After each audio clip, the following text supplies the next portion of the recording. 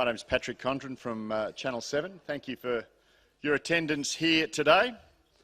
And sorry to interrupt your lunch with the mundane business of why we're here. There's nothing mundane absolutely about Peter Beattie. The Honourable Peter Beattie AC is the chairman of the Gold Coast 2018 Commonwealth Games Corporation. He is responsible for delivering the largest sporting event Australia will see this decade and the biggest sporting spectacular ever held on the Gold Coast. So it's probably a bit beneath his capabilities, I'd suggest to you. In less than 18 months, Mr Beattie and the Gold Dock team will showcase South East Queensland to a global television audience of more than 1 billion people, which will suit Mr Beattie down to the ground. Terry McEnroth, his deputy, once said that he would not take his life into his own hands by standing between Peter Beattie and a television camera. Given that there are 5 of them here, I'd say this audience here is in serious trouble.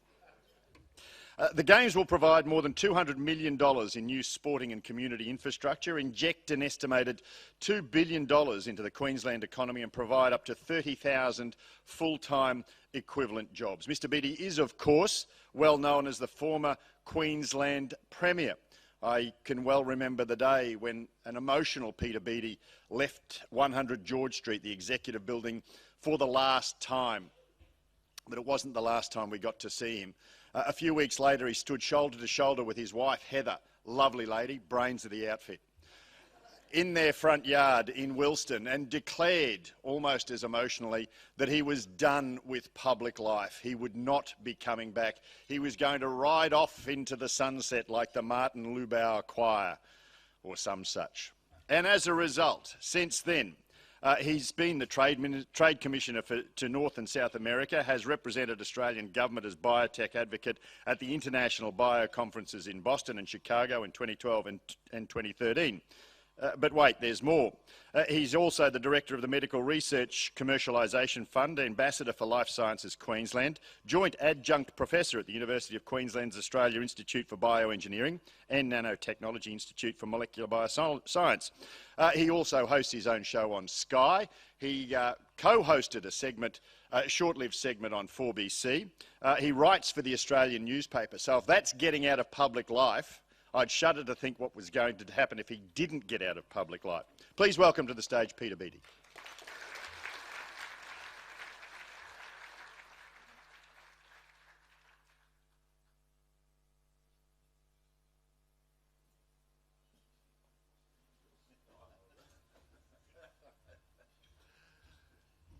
My wife says, we miss Patrick.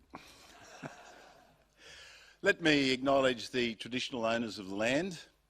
Let me acknowledge Sterling Hitchcliffe, who of course is the Minister for the Commonwealth Games, with whom I work very closely. Sterling, can I acknowledge the former Lord Mayor of Brisbane, Sally Ann Atkinson. I'd like to acknowledge Griffith University, of course, along with the Star Entertainment, TAFE and a number of other key sponsors to the Commonwealth Games, and of course all of you, ladies and gentlemen.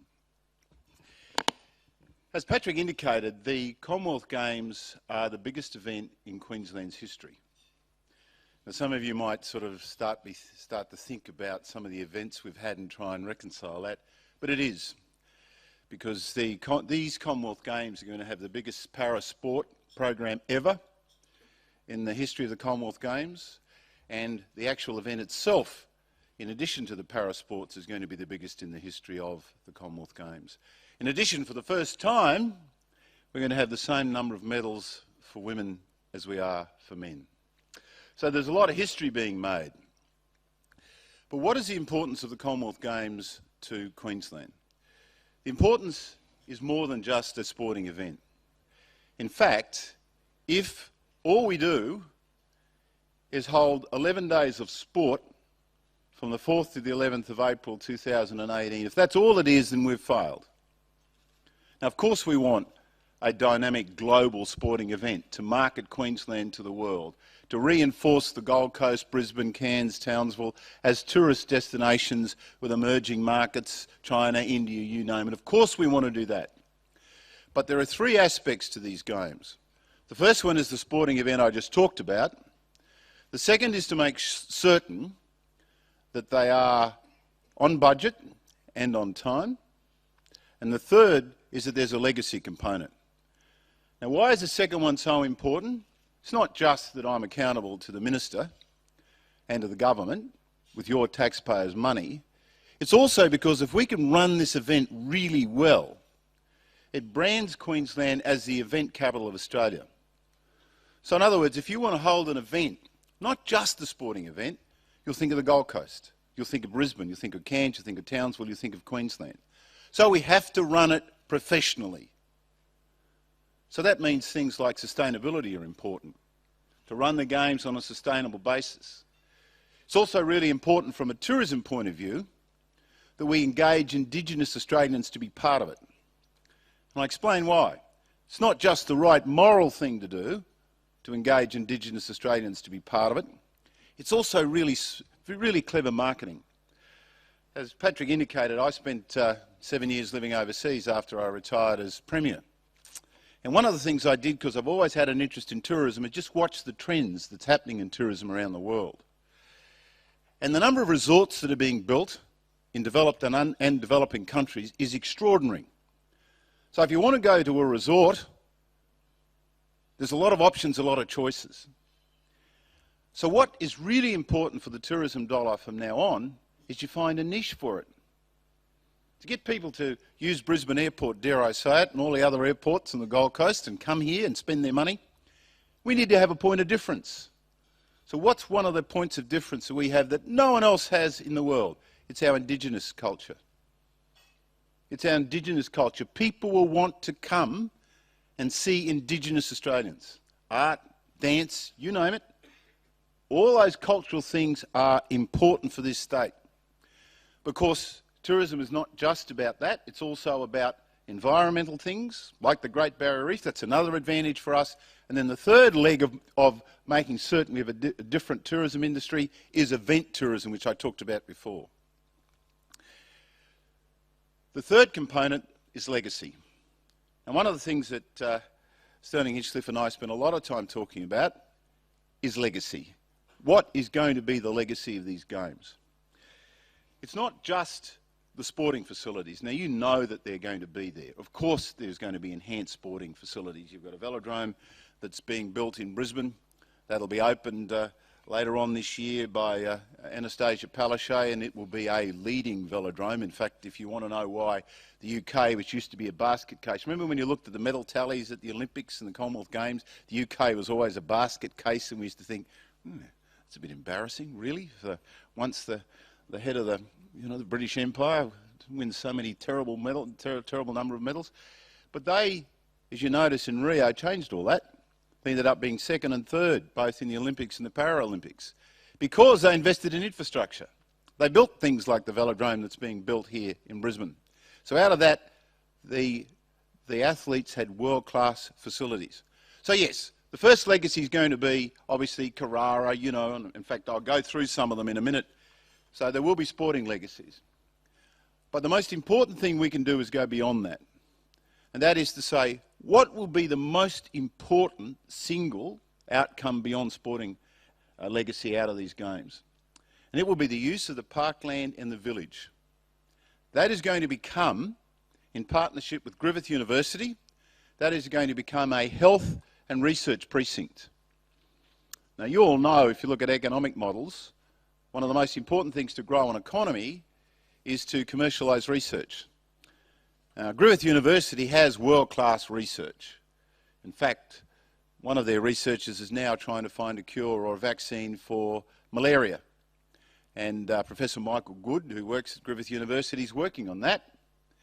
And as many of you would know, if you follow anything about research with malaria, you will know that the problem with dealing with malaria is that the different strains, you can find a cure or a vaccine for one strain, then it morphs into something else.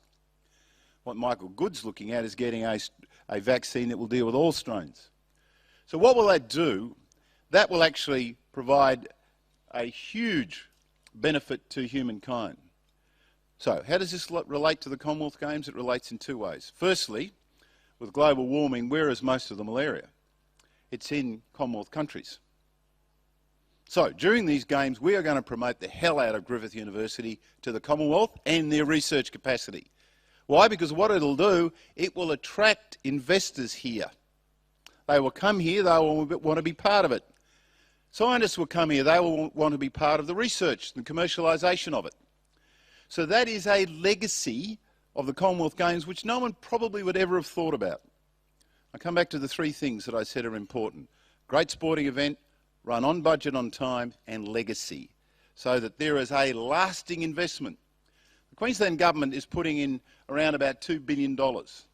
We'll probably get, depending on ticket sales, 400, 500 million. It'll probably cost us about 1.5 billion. The Commonwealth's also putting in a small amount as well. So for that 1.5, in rough terms, billion, we need to get a long-lasting return. And some of the things I've just talked about are those long-lasting returns. Now, this morning, Minister Sterling Hinchcliffe and I met with all the trade commissioners from around the world, Queensland's trade commissioners.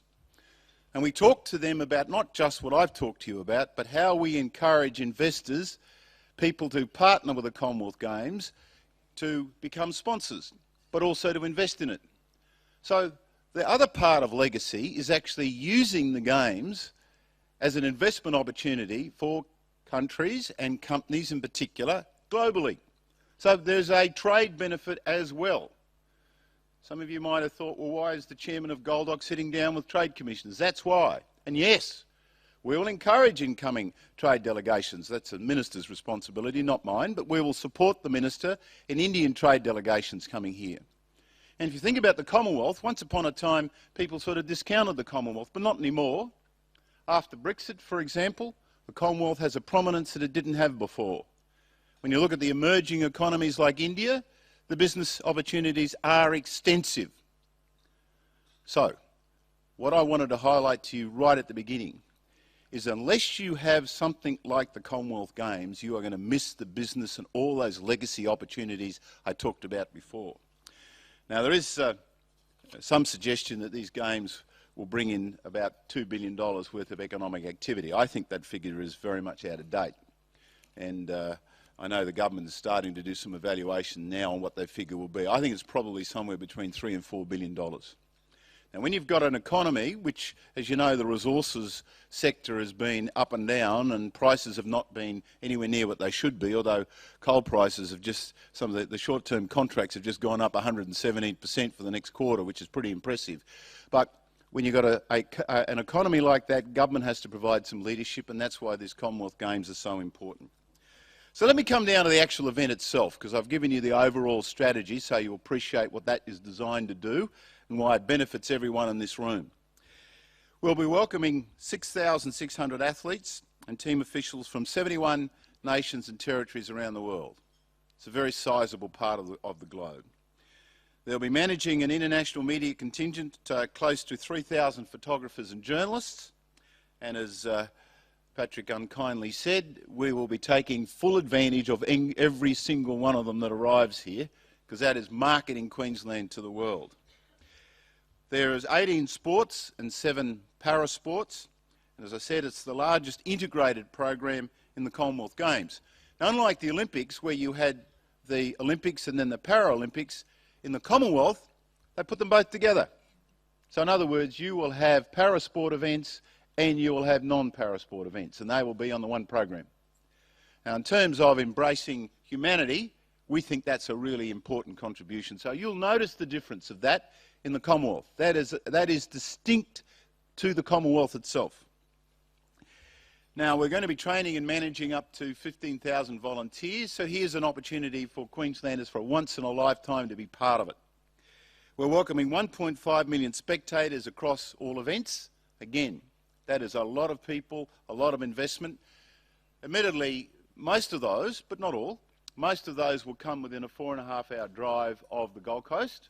But, of course, then there are events in Brisbane, and we will obviously be engaging Brisbane people a lot more as the games go on, and Townsville and in Cairns. There'll be a significant component interstate, because we want this to be an Australian event, and naturally there'll be overseas guests as well. Broadcasting to a cumulative television audience of 1.5 billion. Now, Queensland has never, ever, ever had that level of exposure to the world. And that's why we need to make certain that we take advantage of it to the maximum, which is exactly what we will. Now, in terms of challenges, of course there are going to be challenges. They include everything from ticket sales, recruitment, sustainability, I mentioned before, venue delivery through to catering, waste management, accommodation services, transport, security, the list goes on, and it's quite an extensive one. But when you have an event like this, of course there are going to be challenges. There's no point having an event without some exciting challenges along the way, and no doubt you'll see some of them. But one of the things that the government has done early here, and Gold Dock has done early, and I want to highlight the partners here. Obviously the government's doing the investment. I chair the organising committee. We have a great partnership with the Gold Coast City Council, and that's very, very important because we can't do this without the Gold Coast City Council involved, and Tom Tate has been very, very helpful in all this. But one of the things we've done is to make sure that as much as possible is done as early as possible. So that means that all the venues, which are a government responsibility, we take them over at some point, but they're delivered by the government, they're not delivered by the organising committee. They will all be completed on budget and delivered at least 12 months ahead of the schedule. Now, why is that important? It's important not just for the confidence of the games, but what it enables us to do is to test each one of those venues before the Commonwealth Games. But it also means that we can engage a lot of young Queenslanders to actually get the excitement of using those facilities. And again, we all know that obesity is a real challenge in this country, and I'm one of those people who struggle to deal with weight every day, so I understand this problem. But if we engage young Queenslanders in using these facilities, we can deal with a lot of these issues about obesity. So each one of these venues will not just be a legacy. As I said before, they'll be used prior to the Games and they'll be tested. There'll be a number of global events such as the world titles of badminton. They'll all be used before the actual Games themselves, so we'll iron out any little teething problems. And that's one of the benefits of these facilities being finished 12 months before the events and being tested, and again, being on budget. I mentioned, I've talked to you about the parklands. Let me give you some idea of how some of these venues will benefit long term. The first venue to be completed was the 4,000 square metre Soundstage 9, and that was at the Oxenford Village Roadshow Studios. That's going to be where the squash competition is held. Now, those of you who know anything about Chris Hemsworth will know that one of the benefits of finishing this early is that Thor, the movie, the latest version of that's being shot there now. So, with this upgrade, it means that we are going to continue to be a prime focus for movies. A very important lasting legacy for the Gold Coast and, of course, for Queensland. The construction of the Coomera Indoor Sports Centre, which Stirling opened quite recently, is going to host the gymnastics and the netball finals, $39 million, and that's already been used for volleyball competitions. A very important facility that was needed. And those of you who are happy lawn bowlers like Patrick Condren, the Broadbeach Bowls Club recently had a $4 million upgrade and it's transformed into a world competition. And again, it will be available, and Patrick can give you his appearance schedule. You can go and see him play lawn bowls. We're also about to celebrate the completion of the Carrara Sports and Leisure Centre, and that venue includes 2 sports halls that will host the badminton, weightlifting and also the wrestling competition. In Brisbane, I also mentioned the velodrome, which it was $59 million. That will be completed very shortly. So that gives you some idea about the preparation and where we are with those preparations. In terms of marketing, many of you will have seen Borrabee, which is obviously Indigenous language for koala, who's become the mascot for the Games. And we hope that Borrabee will be as popular as the winking kangaroo was in 1982. And we've avoided the mistake, I think, that Sydney made when they had 3 mascots. Can anyone remember them? I rest my case. It's better to have one clear mascot which sends a very powerful message, and that's exactly what was sought out to do. I've just been to Canada for the annual meeting of the Commonwealth Games Federation General Assembly, and they're very happy with the preparations of the Games. We work very closely with them to make certain that we get the best possible athletes, and that's something you'll be hearing a lot more of. You've got to remember, these are our home Games. So there's going to be an enormous amount of excitement in Australia because we'll be seeing not just Australian athletes perform, of course, and they will gender the most excitement, but we'll also be seeing the best in the world. We've appointed 2 ambassadors to support and promote the Games. Sally Pearson, who you all know, is a world-class athlete who lives on the Gold Coast. We've also appointed Cam McAvoy. He's joined the ambassadors family, and there will be more as time rolls out. I just digress for 1 minute because I'm happily retired, so I can basically have the luxury of doing this. You might recall we actually launched Cam McAvoy with the support of Star in Sydney. And there was some criticism of us that why would we do that? Well, there's a really good reason why you would do that. There's no point us knowing how wonderful we are, and indeed when it comes to events we are, unless we share that knowledge with the world. We have to take the rest of Australia with us, and we have to do this globally. And you cannot do that simply on the Gold Coast or in Brisbane. If we are going to be smart about this strategy, if we're going to be smart about promoting Queensland and getting every last drop of opportunity out of it, then you've got to be clever. I know that some people said, why would Cam be underneath the Sydney Harbour Bridge? Well, last time I had a look, it was part of Australia, and last time I had a look, we actually want them to come here and spend their money here. If they spend their money here, who benefits? You all do. It's not rocket science, but I did see some criticism, and while I'm not sensitive to criticism, as you'd appreciate, over the years I've sort of, become a little bit sort of attuned to, and there's a level of expectations to that. But I do think that is one piece of criticism we need to put into the box. And I have to say, more to the point, we will be taking these games to the world. And not just here. If you're going to promote Queensland, we have to take it to the world, and we'll be doing what Sterling and I did this morning, talk to our global trade representatives to say, get into the market, sell Queensland, sell this opportunity, and be part of what we believe will be perhaps the best Commonwealth Games ever. One of the things that we will deal with a little bit later on is the transport strategy. One of the benefits of having Sterling Hitchcliffe as the Minister for the Commonwealth Games is also the Minister for Transport. So it's really a fantastic blending of responsibilities, which we're delighted about. You all know that the Gold Coast, fantastic as it is a transport challenge. There's a lot of water. It goes, as you know, Ian, you drive it every day. It's north-south like this. So there are a lot of challenges. We had intended to release the transport strategy in September. That was delayed until, deliberately, until the end of November. And Sterling will be releasing it, and we'll be supporting him in doing so, and we'll engage the community. But we needed to get the transport strategy right, because it is one of the challenges, and as you know, whenever there's games on, if you look at Rio, it's one of the areas where everyone gets attacked and criticised. But we will engage the local community, because we don't want people to leave the Gold Coast when the games are on, like what happened in London. We want people to stay, because we want the Gold Coast business community to benefit from it. So you'll be seeing that plan released. We'll be consulting with the local community to make certain that people understand. Obviously, one of the benefits out of the Games has been this integrated transport strategy that Sterling's pursued, where you've seen the upgrade, the duplication of the heavy rail to the Gold Coast. You've seen the light rail extension. There's been road works, and you'll be seeing a lot more as part of the transport strategy when it's released. Let me conclude by 2 quick points. Firstly, I talked about legacy before. Let me give you a practical example of what legacy will mean numerically. And I mentioned the medical research precinct where the village will be and the parkland is next to Griffith University and the public and private hospital that's there.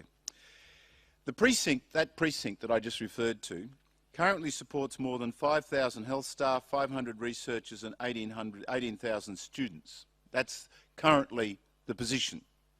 The modelling for the Health and Knowledge Precinct shows that once it's fully developed, in the way that I outlined earlier, it could transition from its Games time role of housing athletes to supporting more than 20,000 jobs, and will house some 2,500 residents in 1,252 apartments.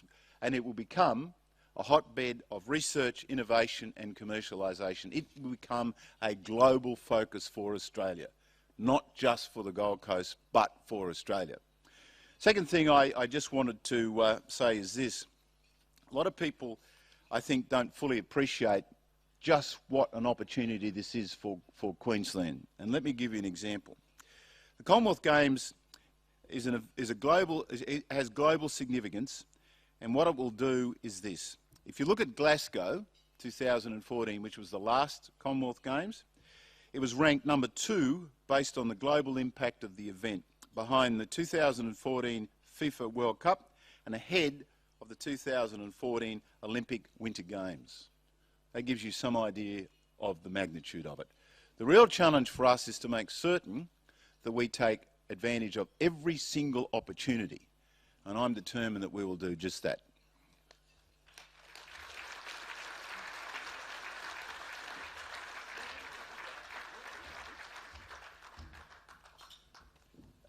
Mr. Beattie, thank you for your dissertation today. I noticed during the course of it you said you weren't sensitive to criticism. I do remember the time one Sunday night after a critical piece went to air on Channel 7 News, you rang me shortly after it went to air and spent 17 minutes and 23 seconds not being sensitive to criticism. Yeah, but Patrick, it was you.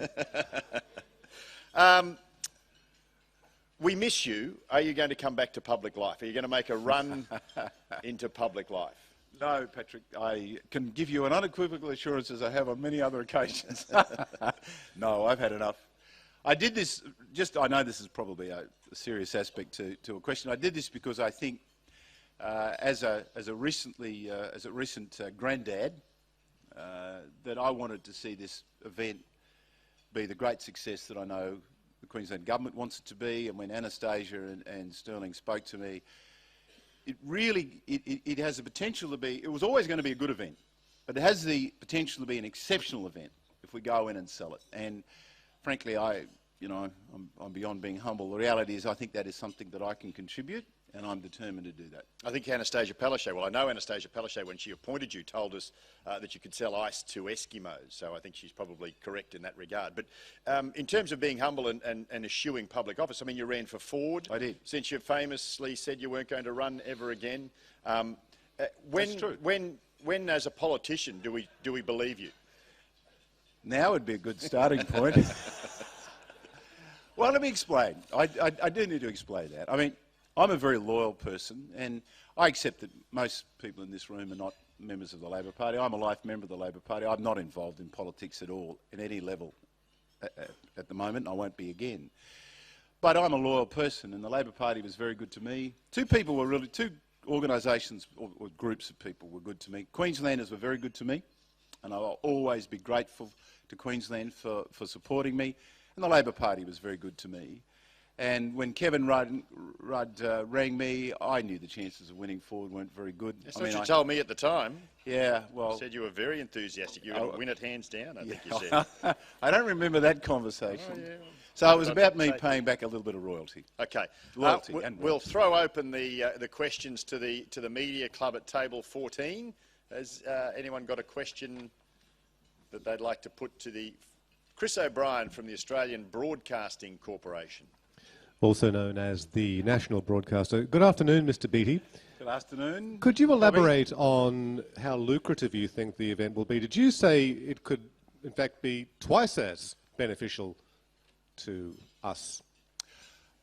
Chris, the estimate that's been put forward, which is the official estimate, is $2 billion.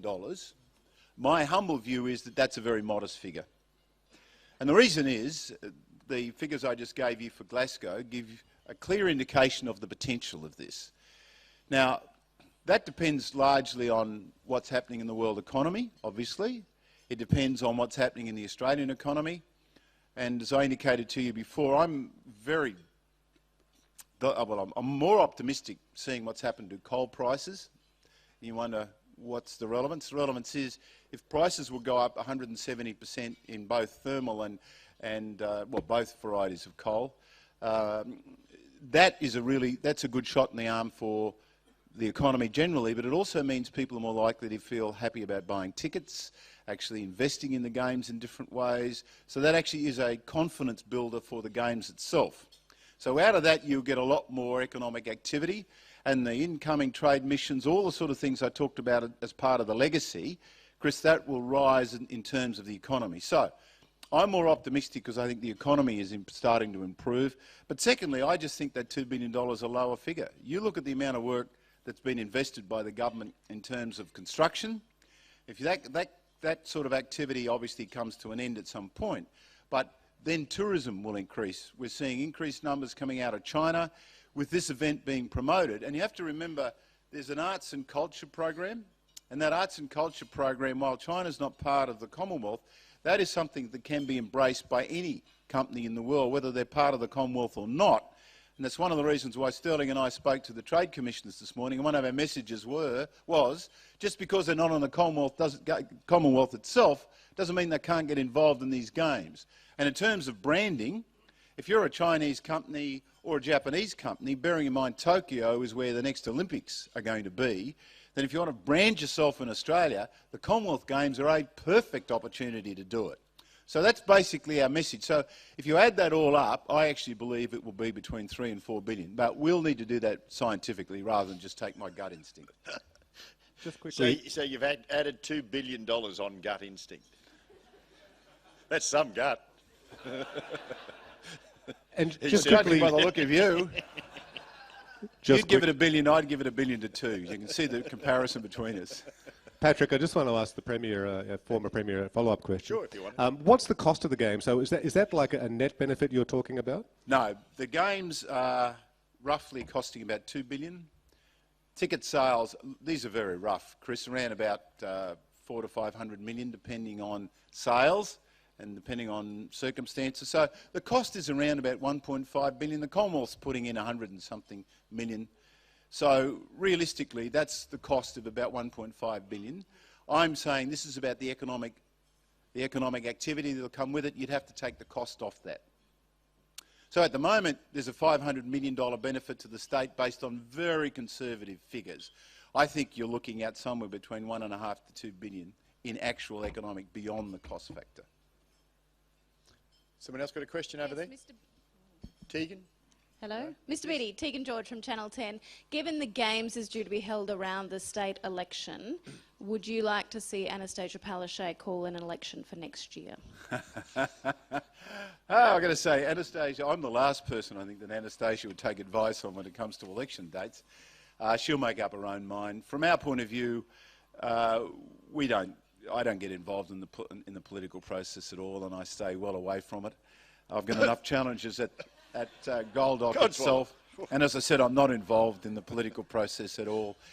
As you know, the election's not due until January 2018, and you know, normally I haven't looked at the dates, but it's actually from when the Parliament actually sits, so it's probably they could go through until after the Commonwealth Games if they want to. So it's really, I know you'd have to double check what the. Given, though, that an election normally means there's a lot of concerns around economic stability at that point, it would be more beneficial for you, though, if she held it next year. I think the reality is that people see the Commonwealth Games as an entity in their own right. Obviously, we work very closely with the government, but we would expect bipartisan support, and we will operate on the basis of having bipartisan support, and we'll get on with the job. Whenever the election's held as a matter for the government, from our point of view, that won't interfere with what we do. We've got a schedule that's worked out. There's now 537 days to go. We have a 537-day schedule, and we will deliver every aspect of it. I hope I successfully avoided answering your question. Yes. Very old school of you. But it would make sense to have the election, given the uncertainty that Tegan was talking about, it would make sense to have the election out of the way, and because Anastasia can call it when she likes, towards the end of next year would be beneficial. That is entirely a matter for Anastasia, as you would appreciate. Anyone else want to have a go? Mr. Beattie, Mr. Beattie, Sarah Elks from the Australian newspaper. You know better than most about the power of Pauline Hanson and One Nation. Given the re-emergence of that political force on the Australian and Queensland scene, should the unions replace their put the LNP last campaign, which has been successful at previous elections, with a Put One Nation last campaign at the next state election? Would it be irresponsible for them not to do that? And should Premier Palaszczuk, as leader of the Labor Party, demand they do that? I'm going to avoid that question too, on the basis that I try and stay as much out of politics as I can and focus on the games. But let me give you something based on history as opposed to the future. My experience with One Nation is quite extensive, as you recall. We ended up in a minority government in 1998. Whoever wins the next election will be the party that engages the supporters of One Nation. That is, deals with the anxieties that they have. And that's what we did in 1998 and beyond. A lot of people who voted One Nation are people who are worried about their jobs, they're concerned about their future, they worry in that period post-mining boom, for example, what does this mean for me and what does it mean for my family? So whoever wins the next election will be the party who best engages supporters of One Nation and addresses their issues. I might just try again though, because you did I write thought I did about pretty this. well at getting out of that. You did write about about the preferences issue for the Courier Mail in July. You've spoken about it on your I even had program on Pauline Hanson Sky. on my program and asked her about it. That's you'll right. recall. So Sky News. 1/3 owned by Channel 7. for now, at least. Should, Rupert can't buy any more, can he? No, actually Rupert's just very close. She's absolutely right. so can I ask you again, given you know you lived through 1998, you remember it very well. I do. What responsibility Etched on my mind. does the Labor movement in Queensland have to address this re-emergence of One Nation in terms of the campaigns that they run at the next state election? Should they run a Put One Nation Last campaign? I will answer I'll answer my own question about that in a different way to what you would want. My view is very simply this. Political parties, regardless of whether it's the LNP or the Labor Party, have to actually think about what is in the long-term interests of the state. They have to be principled about their positions. They have to actually say, well, if I do this, what will it mean for the long-term future of Queensland? It's about as good as I'm going to do. Do you see the mood in Queensland at the moment similar to 98? That's a really interesting question. I think there are some similarities in regional Queensland because of the post-mining boom, but then, having said that, coal prices have just gone through the roof, and that will see a lot more coal mining activity going on. So the regions which are doing it tough at the moment, if those prices go beyond a quarter, and they do these coal deals every quarter, then that will benefit a lot of regional Queensland. So that may change reasonably quickly. I think the mood is different in that while there's always mistrust of the major political parties, I think it was actually higher in 1998 than it is now. I think there is a... Do you think they can get 23% again? Well, the polls have got them around 15 or 16. Whether that sustains itself over a period of time, we all know it's a bit like Trudeau in Canada. Everyone, you're the sort of flavour of the month, but that doesn't last. We all know once you go through various voting patterns, and before the state election there will be a number of votes in the Senate which could impact on the standing of One Nation. They may enhance it, they may not. I don't think the feeling is as strong as it was in 98 is my view. There's no doubt though that it's strong, and in some regional areas it would be higher than that 16%. It would be in the category of 20-25. But again, the only way that the major political parties can deal with the people voting for Pauline Hanson and One Nation is deal with their concerns, deal with their problems. And that's the way to deal with it. And you agree that the election should be held at the end of next year. That's good. Anyone else have a question for Mr Beattie? Mr Beattie, Anthony Templeton from the Courier Mail. I just wanted to ask, you mentioned that the Gold Coast and Queensland more broadly would be put on display to the world. What are the risks in terms of, say, if there's a security incident, and how do you try and mitigate that and sort of prevent that reputational damage to Queensland by one of those, sort of hard to expect events? We spend a lot of time working on those sort of strategies. One of the good things is that the Gold Coast organisation, which is very good, has put on security people some years ago. In fact, 2 of them are currently overseas. One is talking to the London police and then will go on to Glasgow and then spend some time talking to the French police. The reality is that I believe security won't be a problem come the games, but you have to plan for the worst and hope for the best. I mean, people would expect us to do that. I have a lot of confidence in the partnership between the Gold Coast security team, the Queensland Police, the federal agencies and their global links, and they do operate on intelligence. There is no threat to the games that we are aware of, but clearly you have to, as I said, prepare for the worst. I actually am very confident. Australia has an advantage in that we are an island continent. Europe's got certain disadvantages because they've got porous borders. Our security system here is a lot, I think, more effective. We've spent some time, and I know the state government's done this as well, talking to the Commonwealth government about the amount of money that will go into security. So if you said to me, you know, how do I feel about it? I feel very confident that everything's been put in place and these will be the safest games possible, and that people need to be assured about that.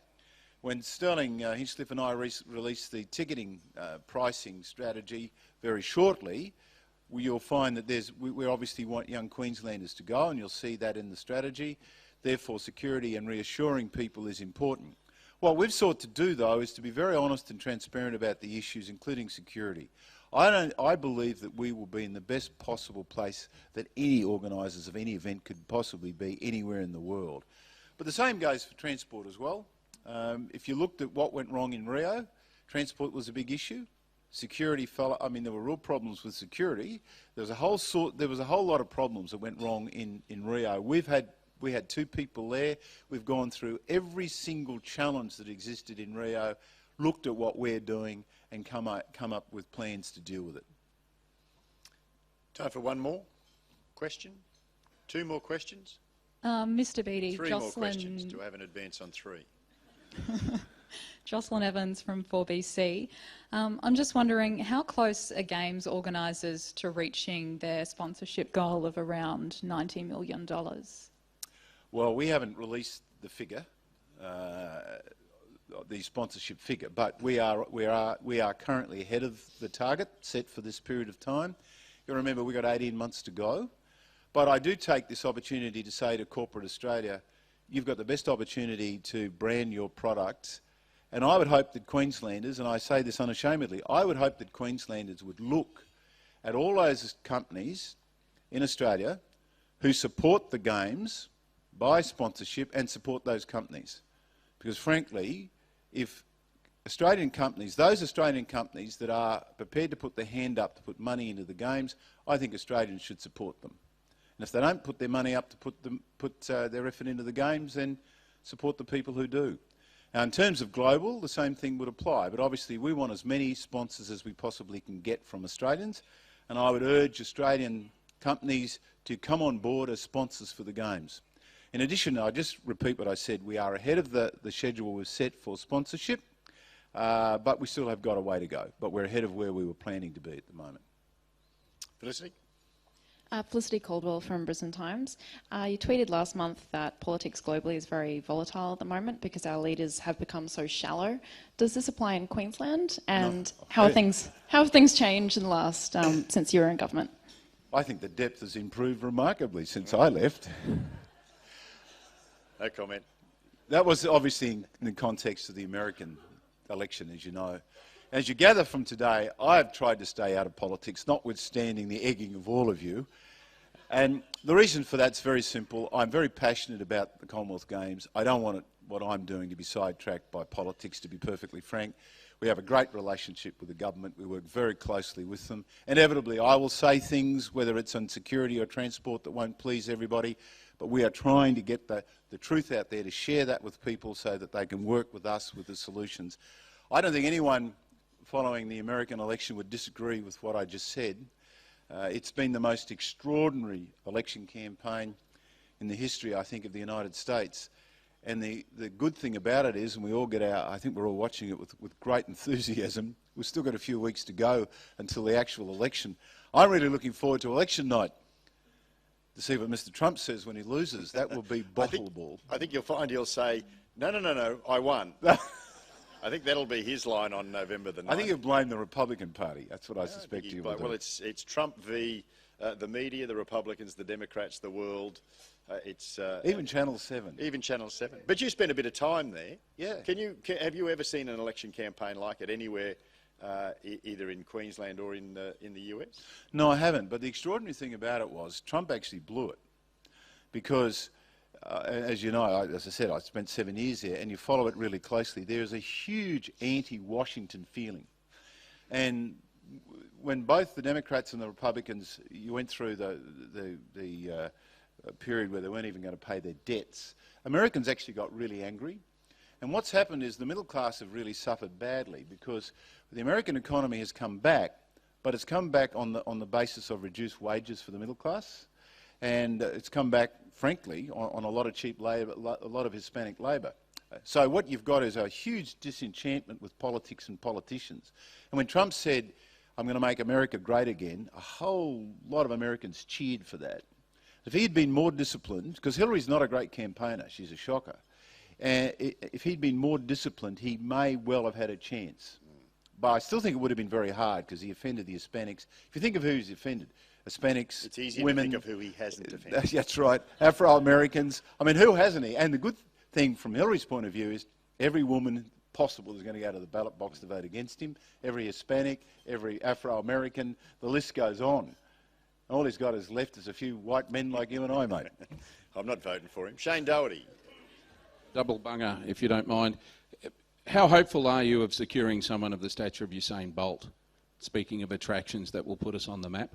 And how will you negotiate the difficult diplomacy should Buckingham Palace insist on sending us Prince Edward rather than one of the better royals? Okay, they're both really good questions. Let me answer the second one first. And as you all know, I'm a Republican, right? But I spent some time with Prince Edward in Edmonton last week. And I got to say, he's one of the most intelligent, charming people, and he's smart.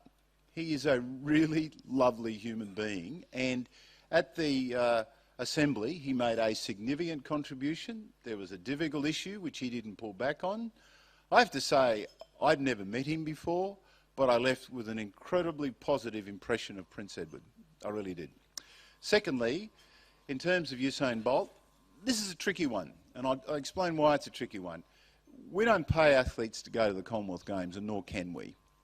Our understanding is that Usain Bolt, who we'd love to come, is going to retire after the world titles in London. Now, we would love him to come, but that is a very difficult and sensitive negotiation. You can rest assured that we will do everything we possibly can in partnership with the Queensland government to get him here. But there are rules that we need to follow.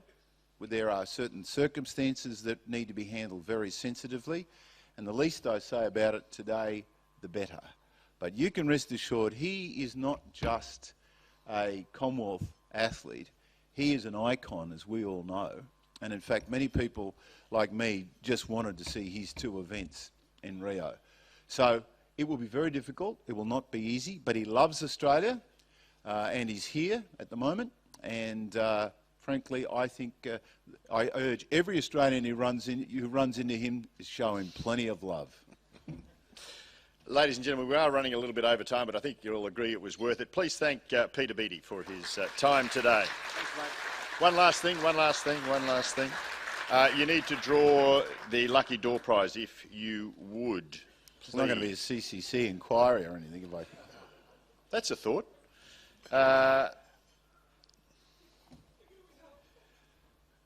Mark Cucks, Indigenous Program Manager for Hutchison Builders, is the winner of the Civil Contractors Federation Penfold Bin 389. Thanks again. Good on you. Please thank Peter Beattie once again. And please visit the Queensland Media Club website for a visual recording of today's speech, proudly powered by Media Visions. You can also visit our website to keep informed of upcoming speakers and dates, or to download past speeches. I'd once again like to acknowledge our naming rights sponsors, Brisbane Airport Corporation, Civil Contractors Federation and Griffith University, as well as all our other sponsors. If you'd like to receive information about the Queensland Media Club season, please drop your business card in the bowl at the registration desk on your way out. That brings the lunch to a conclusion. Thank you very much for coming along today.